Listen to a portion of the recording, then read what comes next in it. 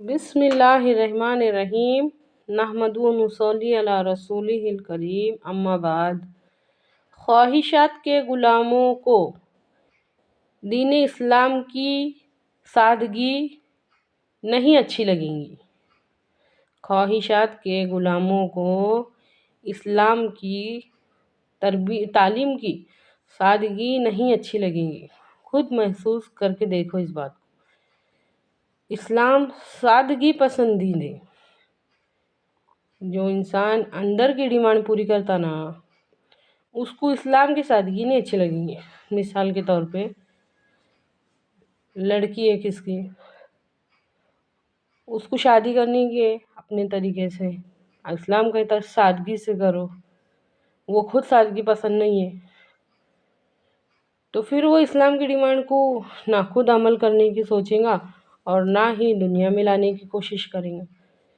یہ ایک مثال ہے۔ ہر بات میں غور کر کے دیکھو۔ شہرت کے بھوکے کو اسلام کی سادگی پسند نہیں آئیں گی۔ جو خود نہیں پسند کرے گا، جس کے اندر کی ڈیمانڈ یہ نہیں ہوں گی کہ دین اسلام کی تعلیمات ہمارے واسطے اچھی ہے، وہ دنیا میں لانے کی کیا کوشش کریں گا۔ اللہ کے واسطے بات کو سمجھو۔ رضیت باللہ ربا و بالاسلام دینا و بمحمد صلی اللہ علیہ وسلم نبیہ۔ کیا مطلب ہے اس بات کا؟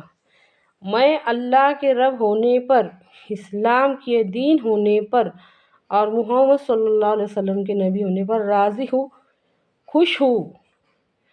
پہلے اپنے آپ کو خواہشات کی غلامی سے آزاد کرنا پڑے گا۔ دل سے ماننا اس چیز کو جو اللہ نے ہمارے واسطے پسند کیا، ہاں مجھے پسند ہے۔ جو رسول صلی اللہ علیہ وسلم نے طریقہ بتایا، ہاں مجھے پسند ہے، یہ ہونا چاہیے۔ ہمارے نبی صلی اللہ علیہ وسلم کا ارشاد ہے کہ تم میں سے کوئی شخص کامل مومن نہیں ہو سکتا جب تک کہ اس کی خواہشات نفس، اس کا خود کا دل اس دین کے تابع نہ ہو جائے جس کو لے کر میں آیا ہوں۔ ہمارا مسئلہ کیا ہے معلوم ہے کہ نماز پڑھ لیے اور جانماز کو لپیٹ کے رکھ دیے۔ اب جب تک جانماز پہ کھڑے تھے، مصلی پہ کھڑے تھے، اللہ کے غلام تھے، بہت اطاعت دلچسپی سے ہو رہی تھی کہ ہاتھ کا رخ قبلے کی طرف ہی ہونا چاہیے، ہر چیز کا جسم کے ہر اعضاء کا رخ قبلہ رخ ہونا چاہیے، دل قبلے کی طرف ہونا چاہیے، بے شک ہونا چاہیے۔ لیکن ہم جیسے ہی جانماز لپیٹ کے رکھ دیتے، جانماز اٹھا کے رکھ دیے کہ اب شروع ہو گئی نفس کی غلامی۔ اس کے بعد ہم اللہ کے غلام نہیں رہتے۔ جانماز رکھ دینے کے بعد ہو جاتی منمانی شروع، پھر ہو جاتی نفس کی غلامی شروع۔ اللہ کے واسطے بات کو سمجھیے۔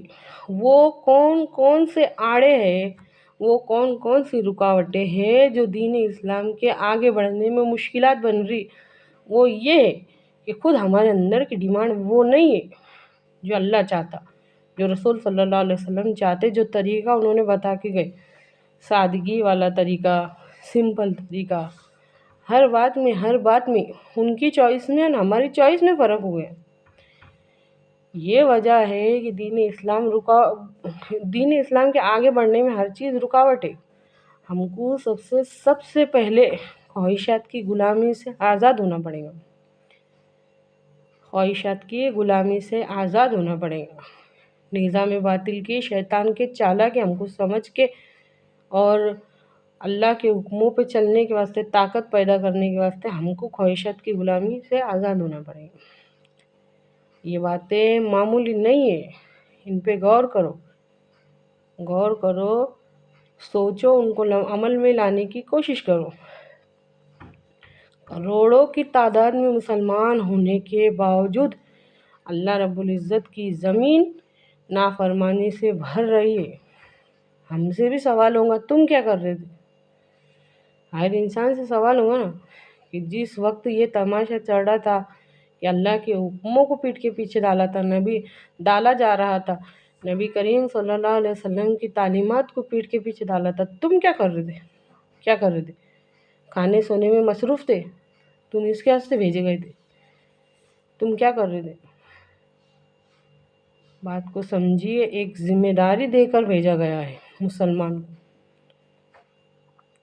اس ذمہ داری میں غور کیجیے جو آج تک ایک دن بھی ہمارے دھیان میں نہیں ہے کہ ہماری کچھ اور بھی ذمہ داری تھی۔